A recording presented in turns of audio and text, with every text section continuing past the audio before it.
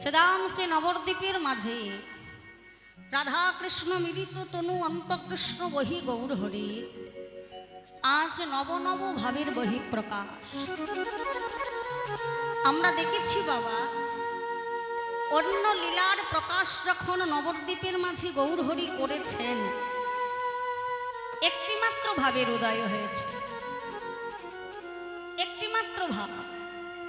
কিন্তু আজ আমার গৌর হরির এমন একটি লীলার কথা মনে হয়েছে, নবদ্বীপের মাঝে তিনি এমন একটি লীলার বহিঃপ্রকাশ ঘটাতে চলেছেন, যে লীলায় আজ গৌর হরির অষ্টসাত্ত্বিক ভাবের উদয় হয়েছে।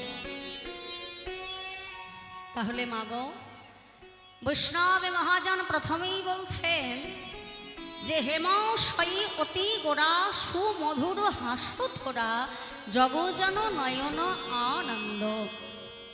তাহলে হেম মানে কি মা? প্রথমে জানতে হবে হেম মানে কি।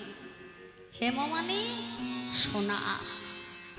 হেমশয়ী অতি গোরা সুমধুর হাস্যথোরা। তাহলে ওই যে আমার গৌর হরি আজ নবদ্বীপের মাঝে সেই বৃন্দাবনের লীলাটি প্রকাশ করবেন বলে আজ যে গৌর হরির ভাবের উদয় হয়েছে বাবা, গৌর হরির ওই যে মুখের মিষ্টি মধুর হাসি, সেটা বৈষ্ণব মহাজন বলছেন সেটা সোনার থেকেও মূল্যবান। মাগো, পার্থিব জগতে সোনার কিন্তু অনেক দাম। কি গো মায়েরা, তাই না? সোনার অনেক দাম। যার ঘরে মেয়ে আছে সে চিন্তা করে এখন হয়তো বাবা দেনা পাওনা লাগে না, ছেলের বাবারা কি বলে মেয়েকে সাজিয়ে দেবেন, বলে না?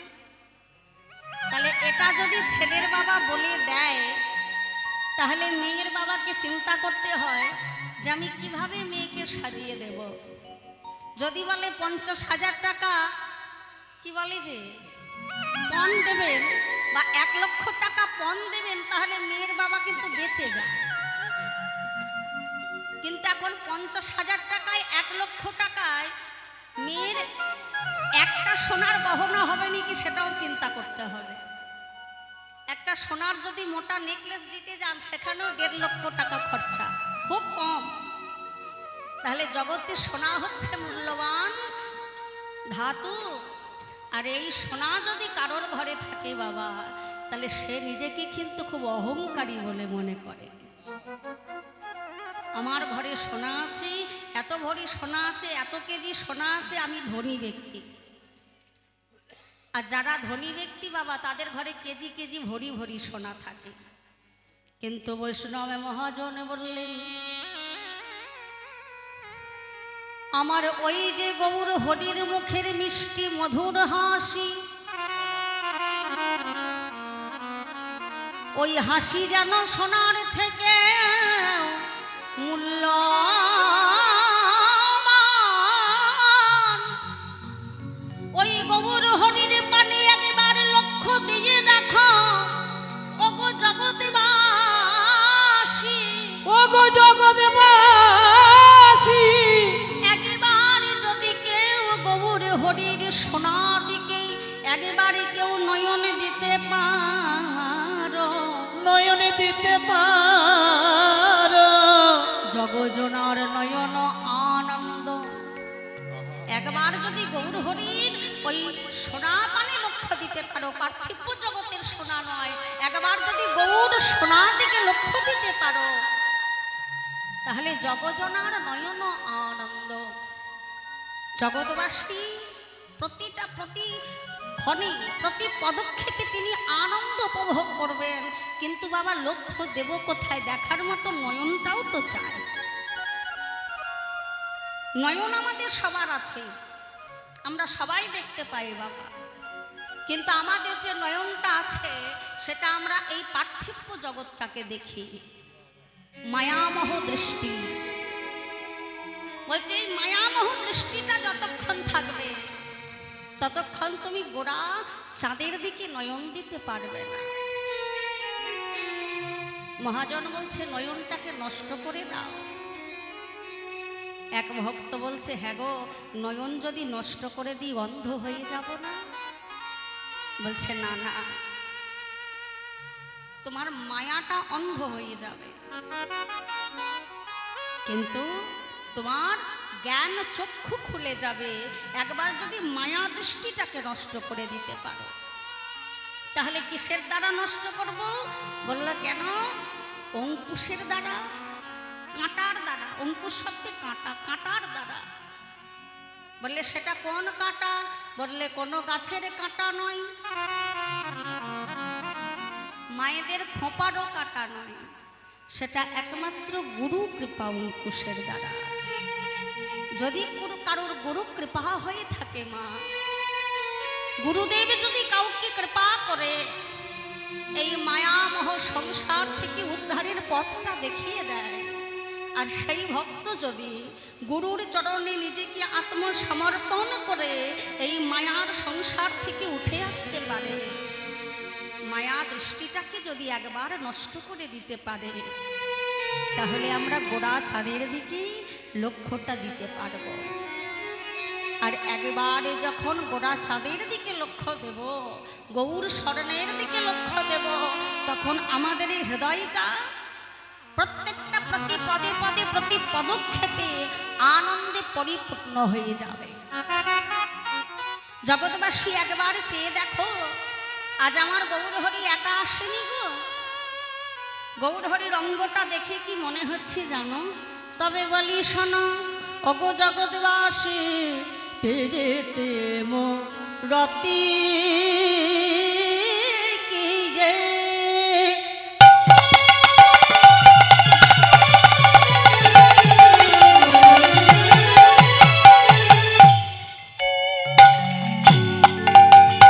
ওই না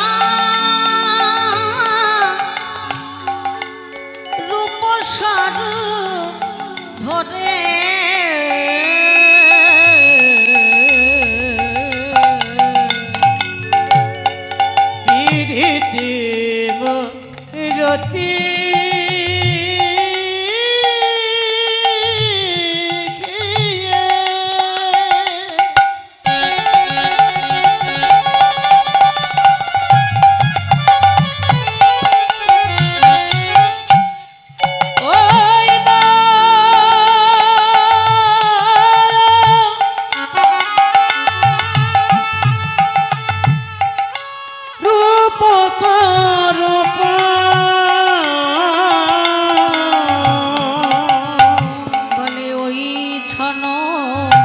রতি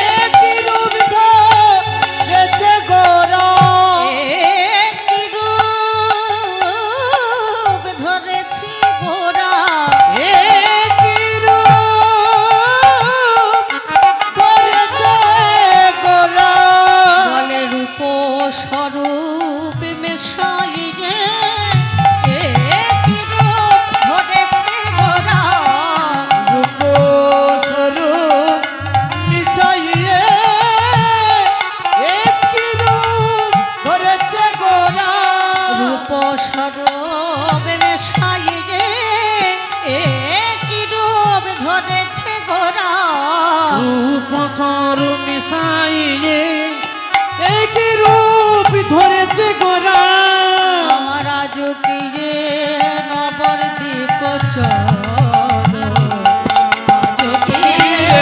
নবদ্বীপ চন্দ্র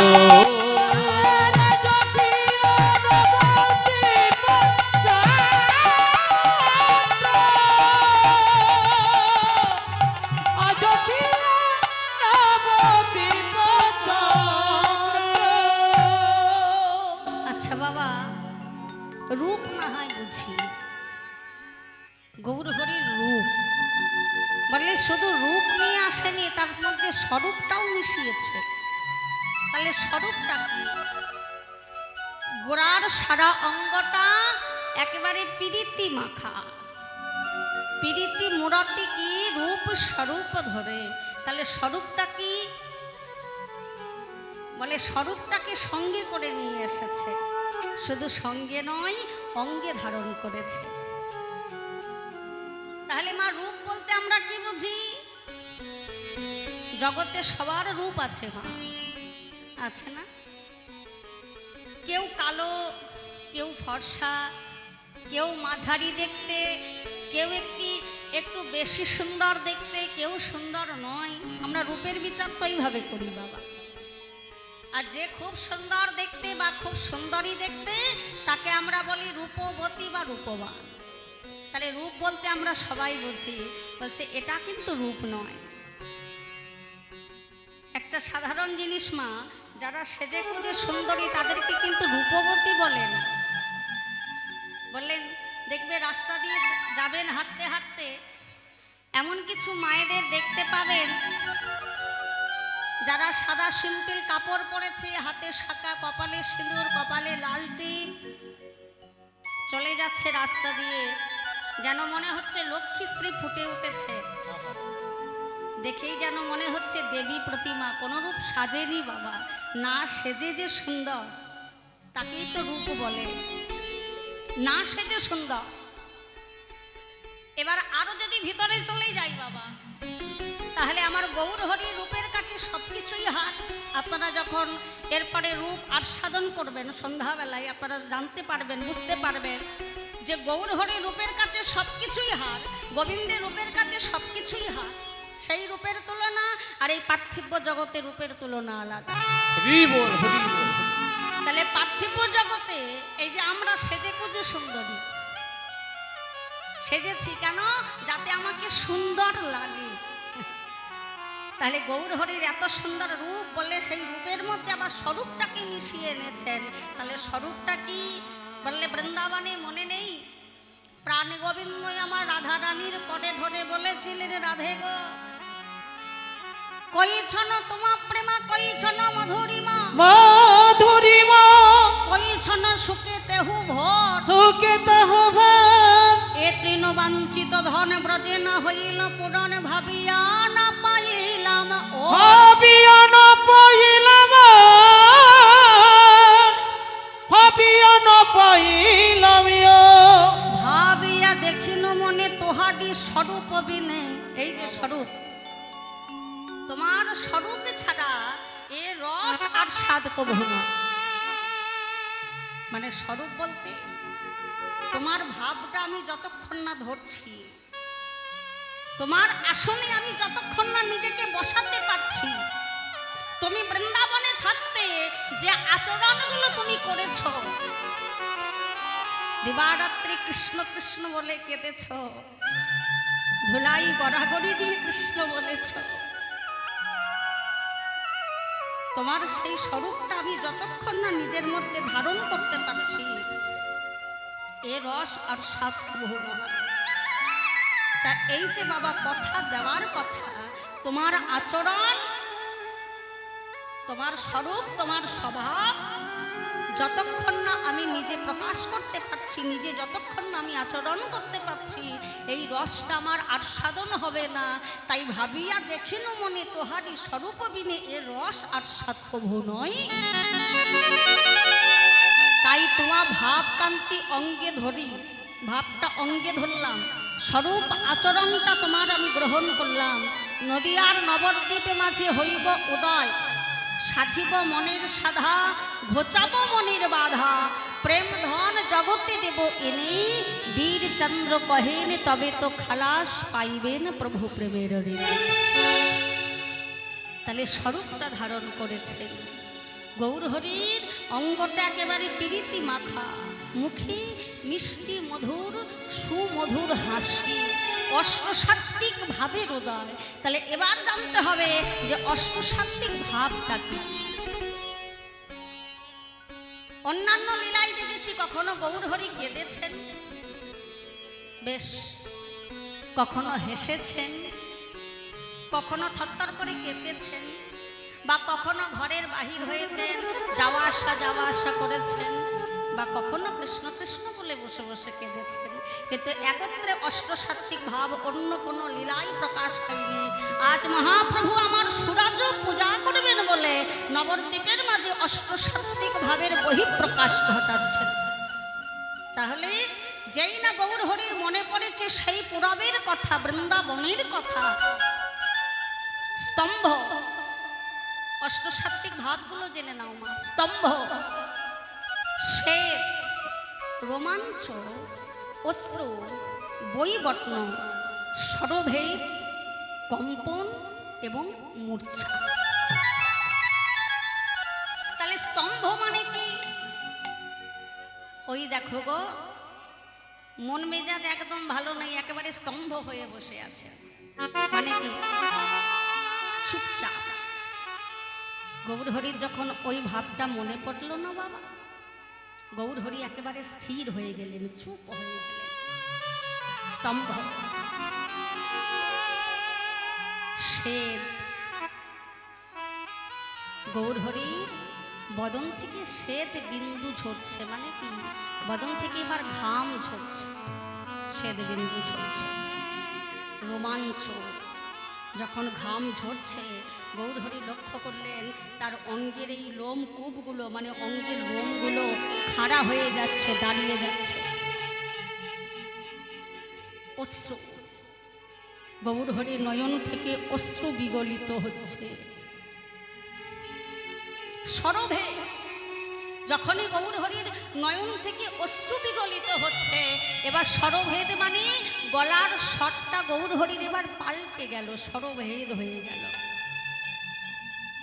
কম্পন, যেই না গলার স্বর পাল্টে গেল, এবার গৌরহরি থরথর থরথর করে কাঁপছে। কম্পন, কম্পনের পরে মূর্ছা। কাঁপতে কাঁপতে কাঁপতে কাঁপতে গৌরহরি এবার মূর্ছা গেলেন।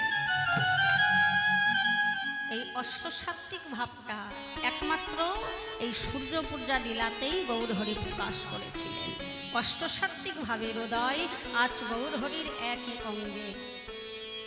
তাই বললে দেখো দেখো নদী আর নাগরী, একবারে তোমরা গৌরহরির পানে লক্ষ্য দিয়ে দেখো। কামিনী কামি কলিতে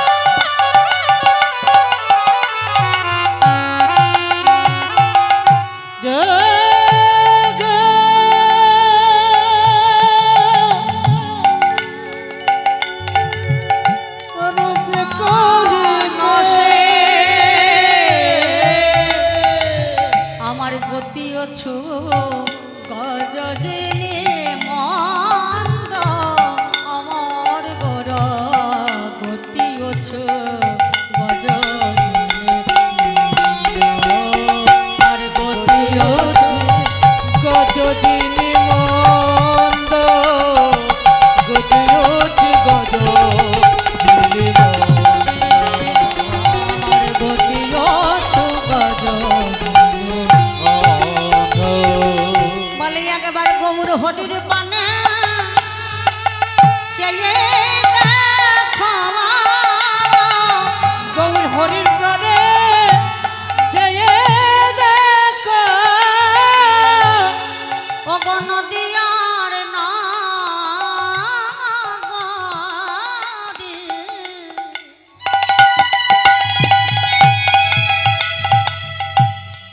আমার আমার গৌরহরি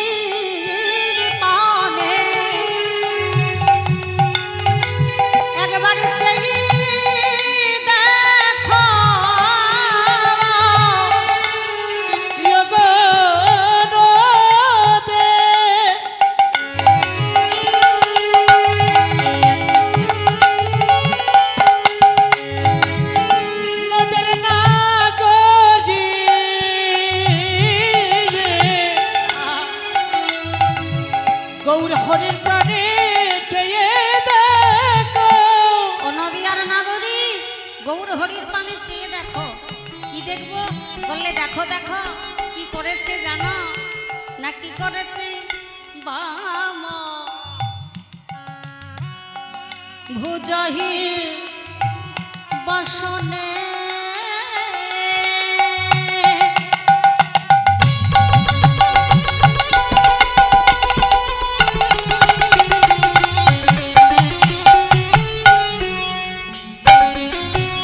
বসনে মুখ বসনে মুখ ঝাঁপয়ে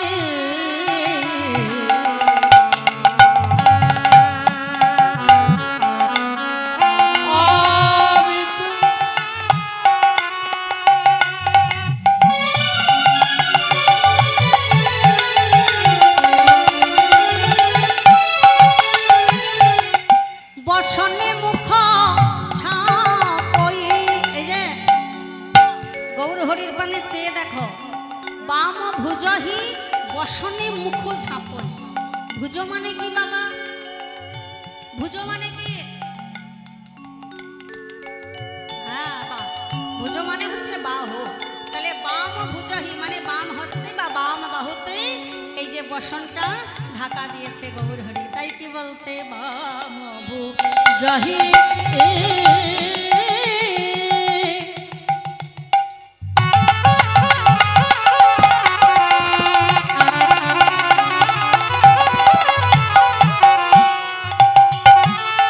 বসনে মুখ ছাপয়ে বাবু জয়ী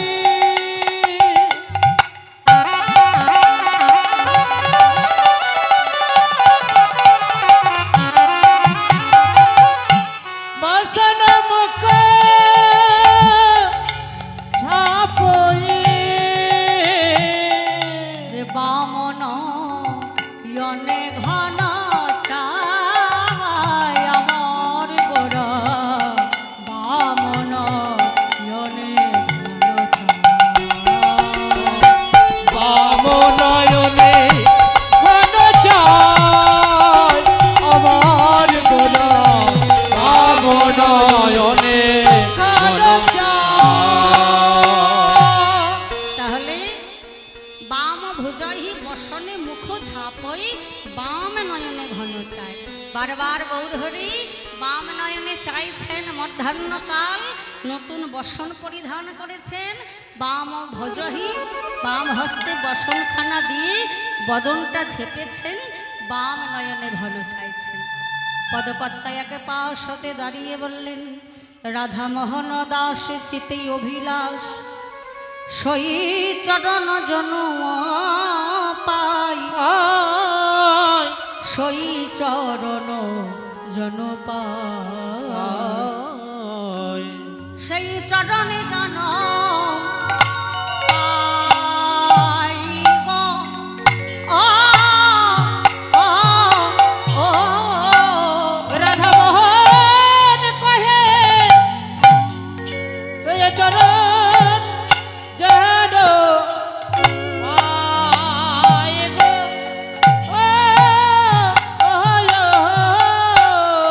মহান কহে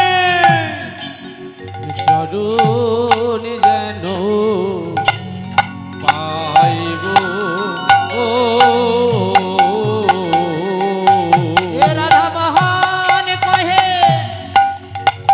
এ চরণ যেন পায় গো। মহান কহে চরণ যেন পাইব। ও রাধা মোহন কহে এ চরণ যেন পায় গো। মোহন কহে চরণ যেন পাইব।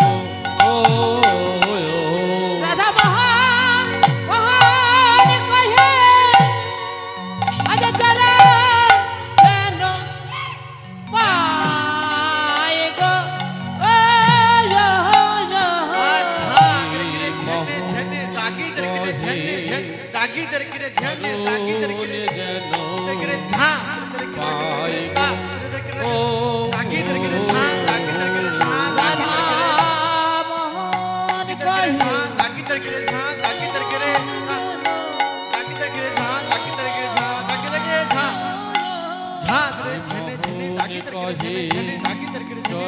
যেন পাই গো যেন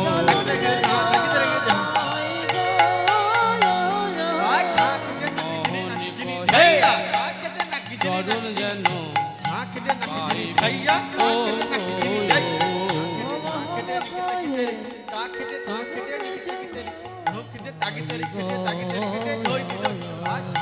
মোহনী কহে চরণ যেন পাই গো কহে চরণ যেন কহে চরণ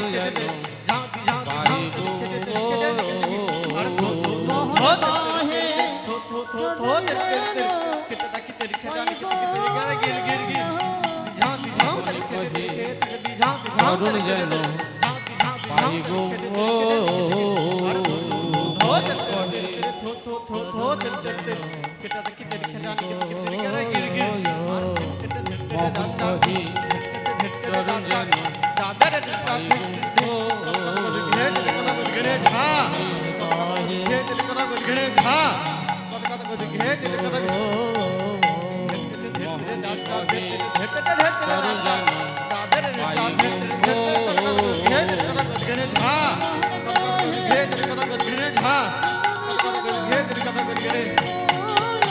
চরণ যেন পাই মহান কহে আজ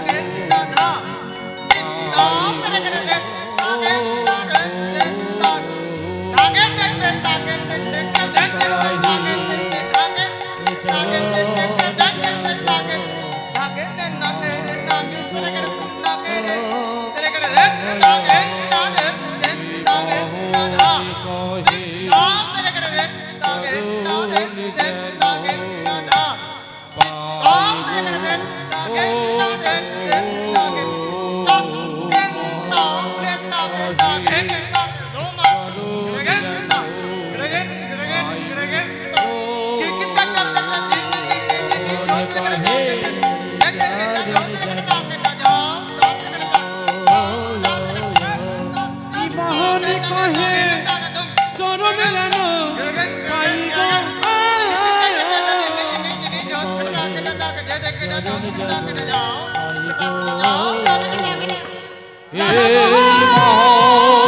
কহে চরণ যেন পাই গো